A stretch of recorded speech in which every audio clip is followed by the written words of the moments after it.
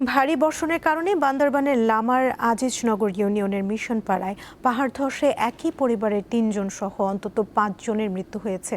Police ও প্রত্যক্ষদর্শীরা জানান, ভোর আনুমানিক ৪টার দিকে পাহাড় ধসে বসতঘরের উপর মাটি এসে পড়লে ঘুমন্ত অবস্থায় ইউনুস, স্ত্রী রানু আক্তার এবং তাদের ৫ বছর বয়সী ছেলে সোলেমান মারা যান। এর প্রায় ১.৫ ঘন্টা পর ভোর ৬:৩০টার দিকে একই এলাকার আরেকটি পাহাড় ধসে মারা যান জুয়েল ও তার স্ত্রী কুলসুমা আক্তার। পরে ফায়ার সার্ভিস ও পুলিশের সদস্যরা উদ্ধার অভিযান চালিয়ে ৫ জনের মরদেহ উদ্ধার করেন। এছাড়া কক্সবাজারের চকরিয়া পাহাড় ধসে মৃত্যু হয়েছে অপর ২ শিশুর।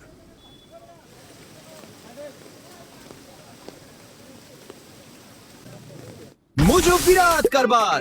মোজো ১ লিটার ও ২ লিটার কিনে তুমিও জিতে নিতে পারো ফ্যামিলি কার, স্পোর্টস বাইক, টিভি, আইফোন ছাড়াও থাকছে লক্ষ লক্ষ নিশ্চিত গিফট। ভারী বর্ষণ ও উজানের ঢলে রাঙামাটির বিভিন্ন নদ নদীর পানি বাড়ছে। পাহাড় ধসের ঝুঁকিতে রয়েছে বহু পরিবার।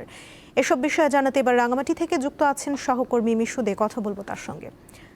মিশু, জেলায় বৃষ্টিপাতের কি অবস্থা?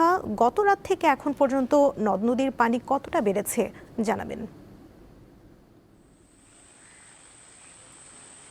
হ্যাঁ সুমনা, রাঙামাটিতে যে গত কয়েকদিনের ভারী বর্ষণ, সেই ভারী বর্ষণের কারণে রাঙামাটিতে ইতিমধ্যে বিভিন্ন নদ নদীর পানি বাড়তে শুরু করেছে। রাঙামাটির বাগাইছড়ি উপজেলার কাঁচালং নদীতে ইতিমধ্যে পাহাড়ি যে ঢল, সেই পাহাড়ি ঢল নেমে ইতিমধ্যে বাগাইছড়ির মাস্টারগোনা, লাইল্লাগোনা সহ এলাকার বাগাইছড়ি উপজেলার প্রায় বেশ কয়েকটি গ্রাম প্লাবিত হওয়ার খবর পাওয়া গেছে, যার কারণে প্রায় ২,০০০-এর অধিক মানুষ পানিবন্দী হয়ে পড়েছে। এছাড়াও পাহাড়ি ঢল কিন্তু এখনো নামতে শুরু করেছে মাত্র।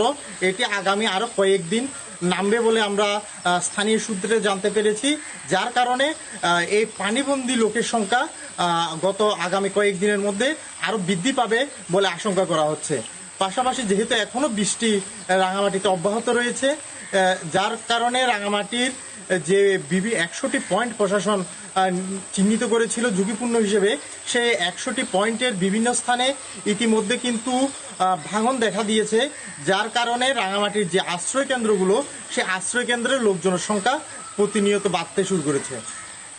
তবে এখনো পর্যন্ত যে ছোট ছোট ভাঙনগুলো দেখা গিয়েছে, সেখানে কিন্তু এখনো তেমন কোনো ক্ষয়ক্ষতির খবর আমরা পাইনি। তবে কয়েকটি এ পর্যন্ত প্রায় ৫ থেকে ৭টি কাঁচা ঘরের বিভিন্ন অংশ ভেঙেছে বলে আমরা বিভিন্ন সূত্রে জানতে পেরেছি। পাশাপাশি রাঙামাটির ১৬টি যে আশ্রয়কেন্দ্র, সেই আশ্রয়কেন্দ্রগুলোতে এখনো পর্যন্ত প্রায় ১,০০০-এর অধিক মানুষ আশ্রয় নিয়েছে।